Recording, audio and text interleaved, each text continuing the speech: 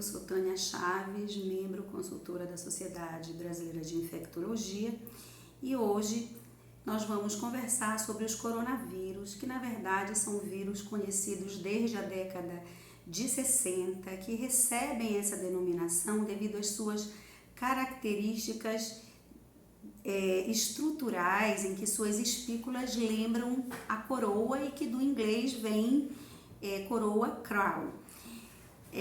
Os coronavírus, clinicamente, eles podem se caracterizar por manifestações desde um resfriado comum até síndromes respiratórias graves, a exemplo do que o mundo já viveu em 2003 com a SARS, que também ocorreu na China, e mais recentemente em 2012, o que nós temos acompanhado com a síndrome respiratória grave do Oriente Médio, causada também por um coronavírus.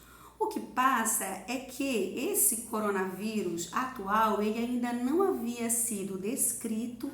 Inicialmente, os casos eles foram observados na província de Wuhan, na região central da China, exatamente em um mercado de peixe e frutos do mar, que também tinha nesse mercado animais vivos.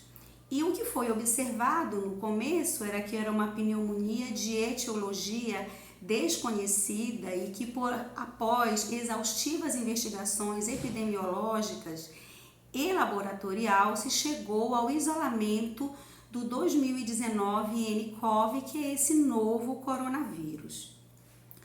O que nós precisamos enquanto médicos estar atentos hoje?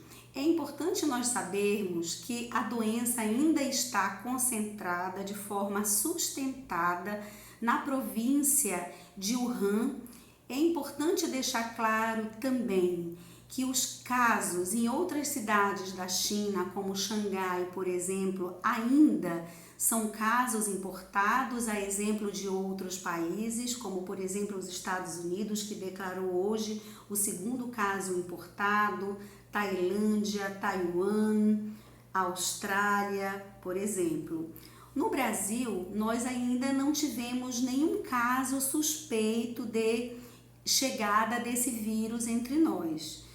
Sobre a transmissão, ainda não está muito bem elucidada como essa transmissão ocorre. As investigações também ainda estão em andamento. Um outro aspecto que é importante alertar os colegas, especialmente aqueles que desenvolvem suas atividades de trabalho nas unidades de emergências, é estar atento para os casos de viajantes que retornam de áreas afetadas, com áreas com transmissão, e aqui eu ressalto até esse momento, principalmente Wuhan, exatamente Wuhan, e que apresentem febre, tosse, importante desconforto respiratório. O que se tem que fazer para isso? Primeiro que esse paciente, esse viajante deverá ficar isolado.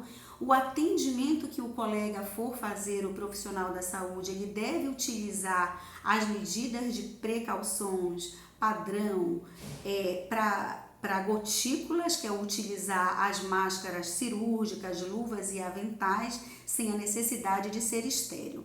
Nós não temos um tratamento específico até a presente data, tampouco uma vacina. Existe a possibilidade da doença se disseminar e de fato se tornar uma grande epidemia ou até mesmo uma pandemia, isso não é descartado. Sobre as viagens, está contraindicado viajar para a China neste momento? O que o Centro de Controle de Doenças dos Estados Unidos coloca é que o risco de viagem para a China ela está em nível 3, o que significa dizer que se a viagem não é essencial, ela deve ser evitada somente para a área com transmissão sustentada. Novamente eu ressalto que é Wuhan, que hoje é o epicentro da doença. Um outro alerta e uma atenção que eu faço aos colegas é que estejam em contato com as diretrizes, né, internacionais e nacionais, inclusive não somente conosco, com a sociedade, com as sociedades científicas, como a Sociedade Brasileira de Infectologia, mas também com as diretrizes do Ministério da Saúde, e que visitemos esses sites oficiais diariamente, porque esse processo, neste momento, é muito dinâmico e a informação clara e objetiva é fundamental, não só para nos tranquilizarmos enquanto profissionais de saúde, mas também a população. Muito obrigada.